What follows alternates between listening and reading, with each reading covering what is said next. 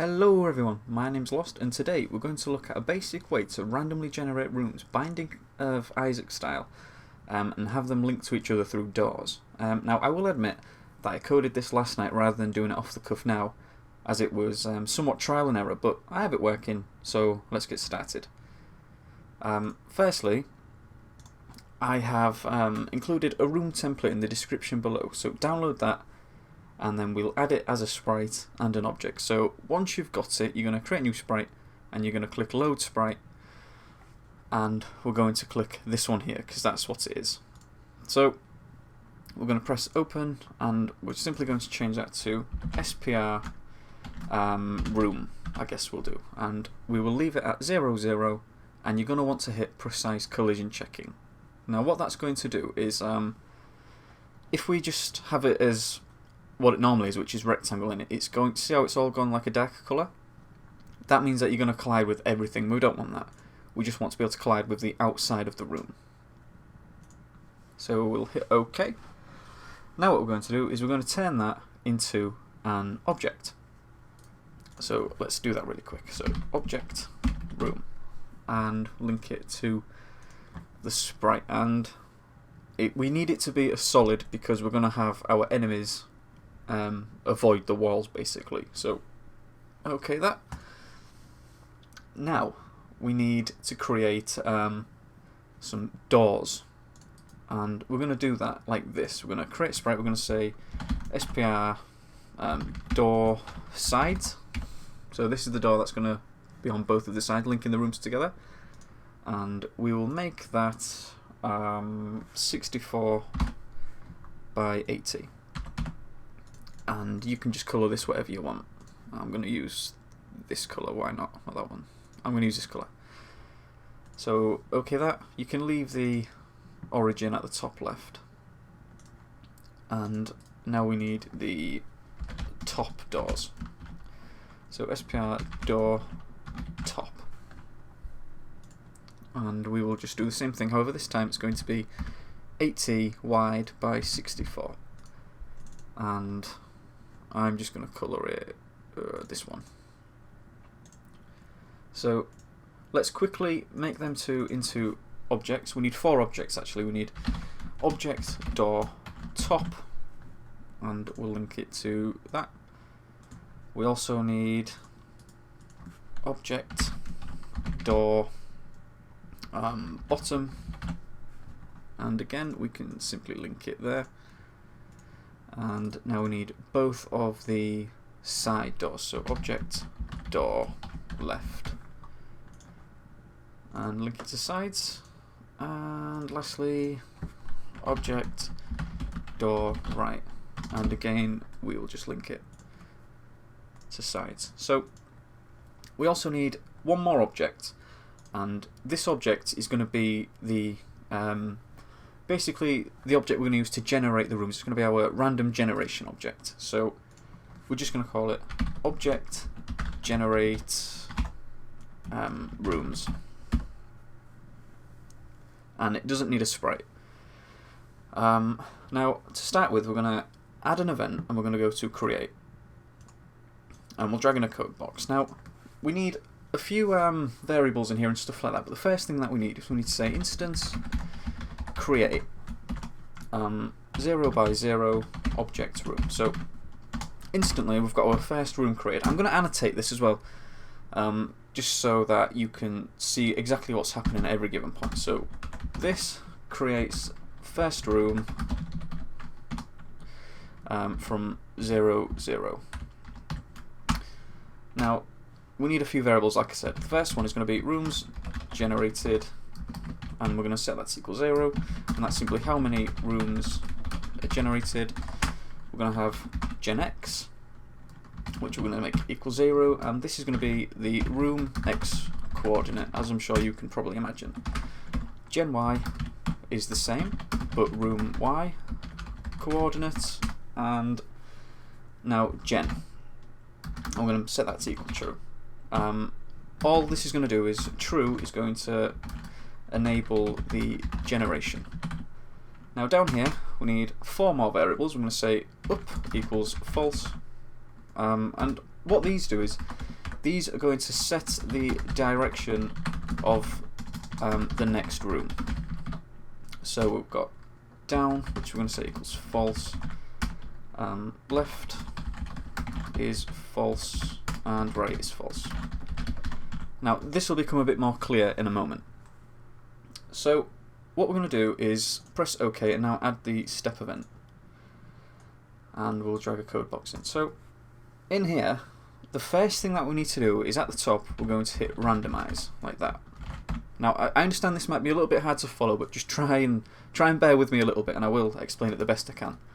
So randomize, this just makes the random number generator actually random. So I'm just going to put makes it RNG, that's fine.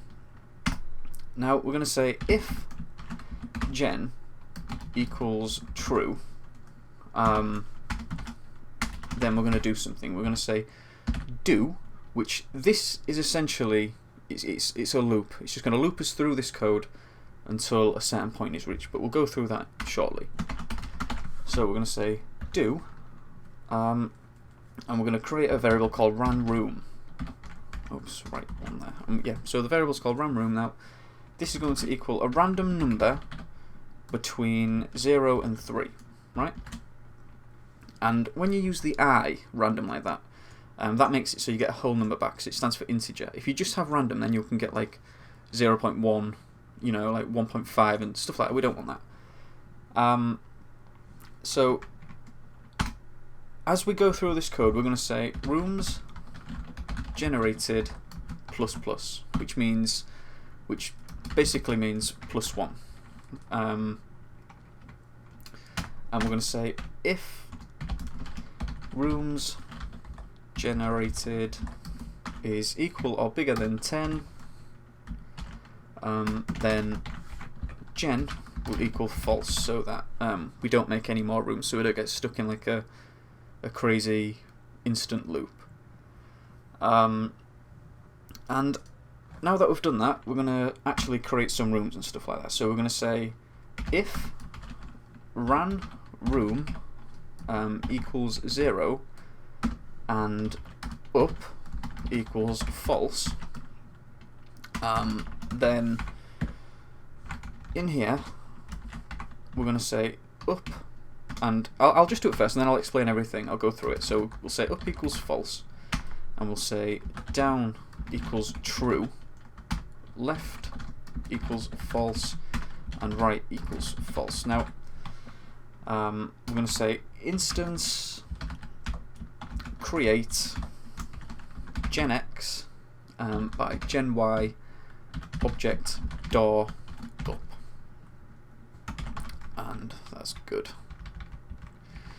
So not door, sorry, I've got door top, haven't I? Door top. So, and then we'll say GenY minus equal 768, and we're going to say instance create genx plus 512 GenY objects room. And actually, get rid of that. We don't need that. Though we need that on this one. My apologies. There we go. And lastly, we're going to create the last door. So genx GenY plus 704 object door down. Sorry, it's bottom. Right. So let's just go through this. So we're saying if the random number that we get from here is 0, and bear in mind it can only be between 0 and 3, then it's going to create a room above the one that we've currently got, providing that we're allowed to. So providing this equals false, right? Now, these variables here basically state which way that the next randomly generated room can be. And we're saying that it cannot be down at that point. And the reason it can't be down is because if you generate this room up, let's say, so you've got a room generated, which is your central room. Then you have a room generated up, so up here now. Then if it generates down, it's just going to override the room that you already have here. Okay? So we're going to stop that from happening by using this variable here. Then what it's going to do is it's going to create the door that leads up at these coordinates here. So gen x, which we know right now is 0, it's going to add 512 to that, and so it's going to be in roughly the central of the top area. Okay? And then the y coordinates are going to minus the entire room. Okay, so that is the room height right there. So that'll mean it will go up because it's minus. So that's how we set where the next room will generate. And then we're going to say instance create the room on these coordinates, which has just been set here. And we're also going to create a door that at the bottom of that room, which will lead back into this particular room here that we've just created. And now I know that sounds really complicated and stuff, and I guess it kind of is, but we'll go through it. And after I've gone through it all, I will then come back and annotate it so that you can see exactly what's happening. So let's just make this bigger. Right, so now we've done that, we need to set the other one. So we're going to say if ranroom equals 1 and down equals false, then similarly we are going to say down equals false, up equals false, up will equal false, down will now equal true. No, oh god, I'm getting lost already. Sorry, it's up that will equal true. My apologies again. My brain's fatting all over the place here. And then we'll say down is false, left is false, and right is false. Now I've already been through this, so I'm not going to do it again. It just means that it won't, generate the room up. And then we'll say instance create gen x plus 512 gen y minus 704, which will roughly center it. Object door down like that. Well, bottom. I keep doing that. It's because on my other project, the one that I use before YouTube, I've got it as object door down. For some reason, I've changed it here, but that's fine. So gen y plus equals 768 this time because it's moving the room down, and that will be the y coordinates for that on the y-axis. So instance create gen x gen y object room. And lastly we have instance create gen x gen y object door top. So there's the code for making the room beneath the previous room. Now we want the left and right. Now I'm just going to go ahead and copy and paste that in here, so I don't have to rewrite the entire thing 2 more times, and then I will leave it there so you can also copy it. Right, so there we go. I've added the code here for you to look at. Feel free to pause the video now just so you can copy that into your own code, because then at the bottom here, I should have done this to start with actually, just to show you. But when you have a do statement like we do at the top, you need to write until, and then it happens until a certain thing that you state here has happened. So we'll say until rooms generated is equal or more than 10. Hold on, we have an error here. Why do we have an error? Let's have a look. Gen x plus, that's why. Because I've put that at the wrong place, but there we go, fixed. Now, what we're going to do now is we're going to tick that, we're going to click OK, because that's all the code done that we need in there. Now we're going to sort the doors out, so they will actually move us to the next rooms. Now, let me just go to my previous project so I can open the door, so I can get a copy of the code for you. Right, so if we go to door right, we're going to add a step event. And we're going to add some code, and we'll just say if place meeting X and Y object player. So, you know, this is just the collision event for the door and the player. Then we're going to say view X view 0 plus equals 1024. Okay, so this is just going to shift the camera to the camera's x-axis, and it's going to move it to the right 1024 pixels. Then we're going to say with object player, like that, because now we want to control the player, and we're going to say x plus equals 200. Now that will just shift our character 200 pixels to the right. So okay that, and that is the right door done. In fact, what you can do is you can just copy all that like that, and now go to door left, add event step, and the code box. Now you can say minus equals that, and also minus there. Okay, now we can open the door bottom. We'll go to step, and in there this time you want the Y view. Let me just check. Yep, so we want it to plus equals 768, and then we're going to say the Y is going to plus equal 200, and then you can copy that, and then we're on the last one, which is the top door, and after this we should have a system that works quite well. So minus equals this time, and minus equals again. So let's just see if that... Oh, actually, before we see if that works, there is something we need to do, and we need to go into our room, and I'm going to delete these because they're going to cause a problem, and I'll show you why in a second. But first, let's just let's demonstrate that this actually works. So you're going to click enable the use of views, and we're going to say visible when the room starts. Now the reason we're going to do that is because that's what we're using to move the camera. That's all you need to know for now about that. We're just using that to move the camera. So tick them boxes. Oh, actually, we need to add the generate rooms object in here. So let's just put it, I don't know, top left will do. So now this should work. Let's, fingers crossed, let's have a try. And I've put them in the wrong places. Right, now that totally and utterly failed.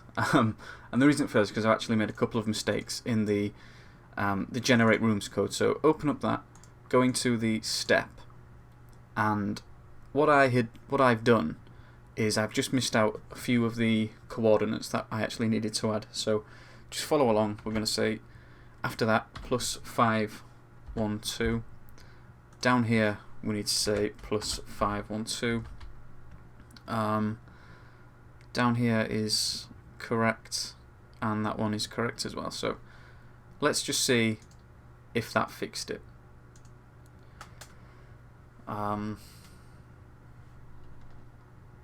Right, yep, that did fix it. But what we need to do is to be able to see the doors clearly. Let's just do this. Open up your objects, and on each of these just put -1 in the depth. That just sets out the order in which shows on top of which. So the lower the depth is, the lower the depth is, then the higher it will show. So it will appear on top of other objects. So let's just try that now, and we should have 10 rooms generated, and that is our dungeon, I guess. So let's just go through it and have a look. So yep, there we go. We are moving through these rooms okay.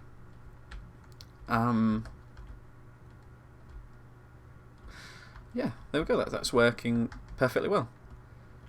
Now this dungeon was a little bit boring because it doesn't seem to branch off that much. Like, it doesn't give you multiple options, but some of them do. Some of them generate really well, but others are just quite simple and boring. But yeah, that's that. So we know that works. Now, I said I would demonstrate why adding the monsters to the room is going to cause a problem. So let's do that, and we'll have a look at what happens here. So put a zombie in, and also put the spitter in. I mean, obviously, there's no collision with the walls yet, so I'm sure you can imagine why that's going to be a problem in and of itself. So look, the zombie's stuck in the wall there, and we've got a problem with the door now for some reason. Now we're passing through walls, so we will add collision with the walls and stuff. But I'm going to do that next episode, I think. Now let me just remove them from the room, and let's just see if that bug happens again with the door. Because it shouldn't. Let's have a look. Alright, so for some reason we're having 2 of them that's generated there. So one door is being put in the wrong position. So let's just have a look which door that is.